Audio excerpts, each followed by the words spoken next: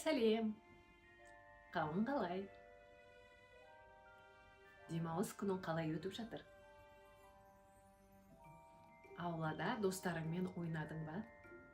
Жақсы. Күні бойы телефон қарамай, достарыңмен бой жазып, далада ойнаған, денсаулыққа пайдалы. Ал енді ұйқыға жатар алдында мен саған ертек айтайын. Ертеде емес, бертеде, яғни бертін заманда, заманауи ауылда Асылбек деген бала өмір сүріпті. Бүкіл ауылда смартфонды меңгерген жалғыз бала Асылбек екен. Ал бір күні ауылға алаяқ саудагер келіпті. Жаңа шыққан сиқырлы телефон, ақылды, өзі сөйлейді, деп бүкіл ауылға жар салады. Және телефонның бағасы да ат шапан сұрайтындай өте қымбат екен. Ауыл адамдары болса таңданып, барлығы алғысы келіпті.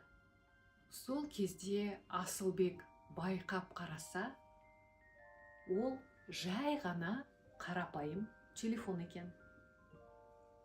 Саудагер адамдарды алдап жатыр, солай ғой. Ал Асылбек осы жерде не істейді? Ауыл адамдарын алаяқ саудагерден құтқару үшін қандай амал жасайды екен? Содан Асылбек саудагерге барыпты да, менің телефоным сиқырлы, тіпті өзі сөйлейді, дейді. Телефонын алып, өзінің алдын ала жазып алған дауысын қосып қояды. Сиқырлы телефоным, маған қой мен шұбат әкел, деп сөйлейді. Сол кезде қойшы жігіт жүгіріп келіп, Асылбекке қой мен шұбат әкеп береді. Бұл жерде Асылбек алдын ала қойшы жігітпен келісіп қойған екен. Ауыл адамдары аң-таң болады. Ал алаяқ саудагер болса, бұл жерде ешкімді алдай алмайтынын біліп, ол ауылдан қашып кетіпті. Содан бері ауыл адамдары ақылды құрал емес, ақылды адам керек деп айтып жүріпті. Бұл ертегіден біреудің сөзіне сене бермей, өз ақылымен таразылап, шешім қабылдау керектігін түсіндіреді. Ал Асылбектің тапқырлығы мен аңғарымпаздығының арқасында ауыл адамдары бір алаяқтан құтылыпты.